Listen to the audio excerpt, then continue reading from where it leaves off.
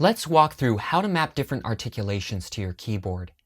Today I'm using the clawhammer banjo, but because all the evolution libraries share the same engine, this applies to any of the guitars and basses too.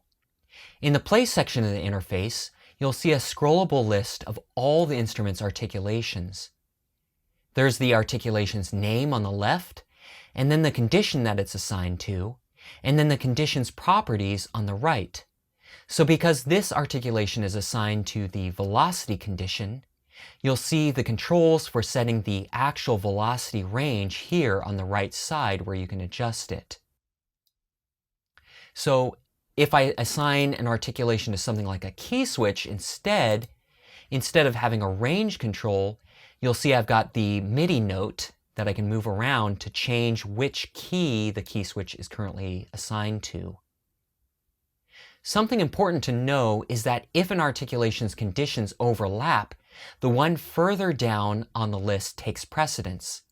So if I assign the clawhammer chiff articulation to a velocity range as well, and I'll set that to a relatively soft range of velocities, technically both of these articulations have overlapping velocity ranges, but when I play softly, it plays the note using the chiff articulation instead of the main clawhammer sustain, even though, as I mentioned before, technically both of these velocity ranges overlap. And then, of course, as I play louder, it plays the main clawhammer sustain.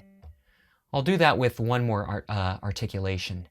So I'll map the muted sustain articulation to a velocity range, and I'll put that on a very soft velocity range. And I get the muted strum when playing very softly, and then as I play louder, get the chiff, and then finally the main clawhammer sustain. So let me walk you through the rest of the different conditions that you have available. I'll unmap that for now, and I'll work with the harmonic. So next, as I showed you before, there's a key switch condition, and this is what you would call a non-latching key switch.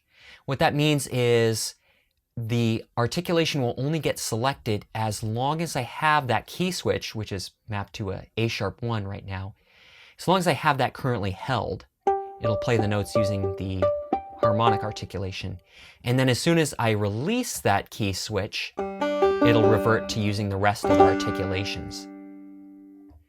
So articulation conditions like key switches are nice because you get access to the full dynamic range of that articulation. Unlike just using velocity ranges where, right now, the way I have it, I can only play that chiff articulation when I'm playing softly, so I can't access the louder chiff dynamics, for example. So moving along with the other articulation conditions, next you've got a latching key switch. This is very similar to the other key switch condition, except in this case, you don't have to keep it held. As soon as you press the key switch, it latches or it toggles that articulation, and you can release it, and then now it'll play the harmonic articulation. And now how to get out of that is to use the key switch unlatch key switch, which right now is mapped to a C1. So if I press that, it'll untoggle it and go back to using the rest of the articulations. And you can change where that unlatching key switch is mapped. If you go to the setup section, and it's towards the bottom of all the settings, it's this key switch unlatch setting, and you can move that around using this setting right here.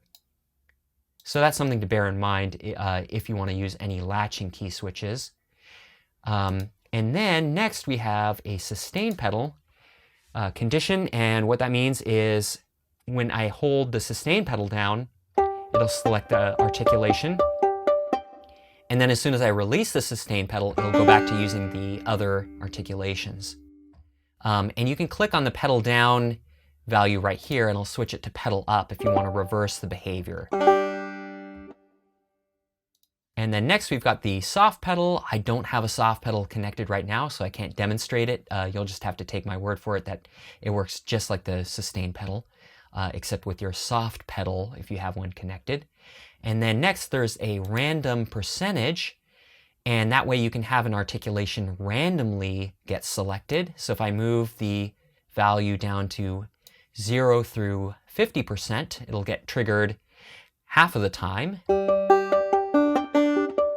That's probably less practical with an articulation like the harmonics, but where that is more useful is with something like the chiff articulation, or some of our libraries like the mandolins have a misfret sustain articulation, and that's really useful to map to the random percentage and just randomly sprinkle that articulation in.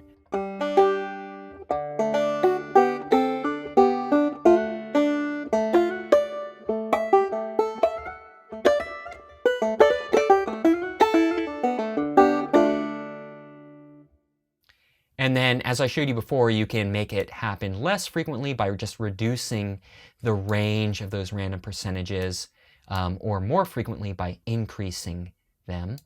And the reason that you have both a minimum and maximum to the range actually is useful if you have multiple articulations assigned to random percentages.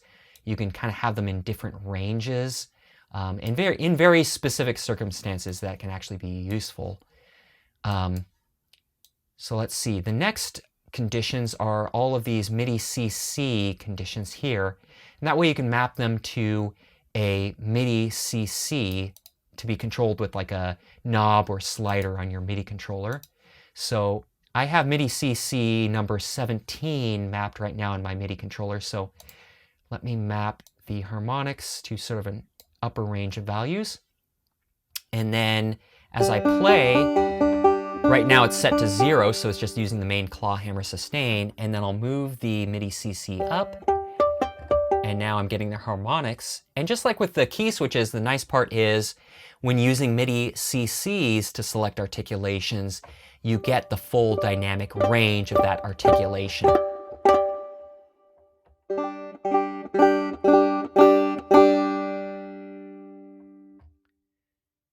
So that's all of the different conditions included in this drop-down menu here. And then the next thing that I wanted to mention is that all of these articulations here are sampled, but when you scroll down past a certain point, starting with the grace note up articulation, these are all modifier articulations. And what that means is that they apply on top of one of the sampled articulations. So where that really makes sense is with something like the power chord articulation. I'll just map that to the velocity condition with the 1 through 127 range so that it always gets selected. And so the power chords can be played with any sampled articulation. So if I use the muted strum articulation, for example, it's still the power chord articulation, but it's using the muted strums instead. So that's true of all of these articulations down here. They work like modifier articulations. And that way you can play articulations like the whole step slide in with any of the articulations and not just something that it was sampled with originally. So hopefully that gives you a good sense for how the mapping system in the Evolution engine works and how you can customize things to map the articulations to velocity ranges or key switches or MIDI CCs, just depending on how you prefer to work.